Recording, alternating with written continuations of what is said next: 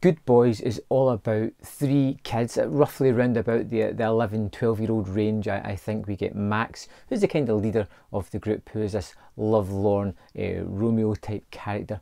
We get Lucas, who is this kind of uptight, straight-laced, by the book, wants to stick to the rules kind of character. And then we have Thor, who's kind of into the arts, who wants to be popular, but is never quite going to be that kind of way. And these three kids like to call themselves the beanbag boys. They've got their little group together. They may not be the most perfectly matched, but it just kind of goes to that child age where you were friends with people because they were there, because your parents were friends with their parents, some other abstract reason. You just latched onto this person and they were your friend for a period of time. The movie, the crux of the movie, is that Max's dad has gone away, told him not to touch the drone. Of course, they've used the drone because they want to see people kiss, so they know what to do if they're going to a kissing party. And the drone gets dismantled, destroyed, broken up, and basically the plot of the movie is trying to get another drone to replace it before his dad comes home and everything gets into deeper trouble than they expected. Of course, there is a couple of girls, older girls involved in this, who the guys end up with one of their bags which has something that they're after, and it just kind of comes into a cat and mouse type of movie. Now, there's certain things about Good Boys I really did love. I loved the humour within it. A lot of it is kind of repetitive and is very much about the misunderstanding of various topics and adult themes that these kids really don't know much about. It's also about the kind of loss of innocence and the loss of these childhood friendships, realising that you're growing away from these people. These aren't the people that you're going to move on into high school still being friends with. You're going to move away from them, and although you may still say hello, it's ultimately the kind of end of a friendship and an era. I liked this movie a lot in the cinema.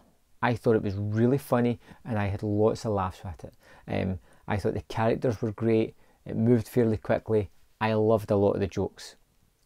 That being said, I think there's certain things that you happen when you're in the cinema.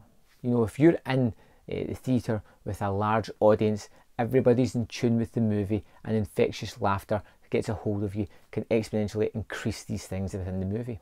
I know coming out of it that it's a movie that I probably won't want to watch again, because I don't think it's going to hold up much in a second watch, and it's not going to be as funny in a second watch. It feels as if it's trying to sort of get to the similar trends and themes that were made in Superbad, but for a younger audience.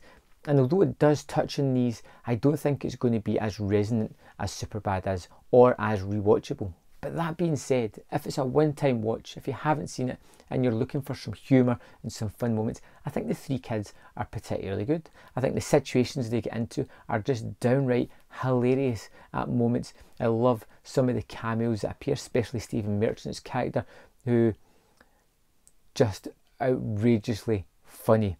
I actually grew to like the teenage girls as well as the movie went on, and how their relationship with the boys changed throughout is a little bit ham-fisted and a little bit in your face, but still you go with it. It's entertaining enough. I feel that although it has a repetitive nature of the misunderstanding jokes, although it gets a little bit bogged down in the middle, and although there is some really crazy, unrealistic scenes that happen later on, particularly in the frat house, I still went with the movie. I still enjoyed it, I still had a great time, but I have that nagging thought in the back of my head that tells me that this is going to go way down for me on a rewatch, if I ever choose to rewatch it.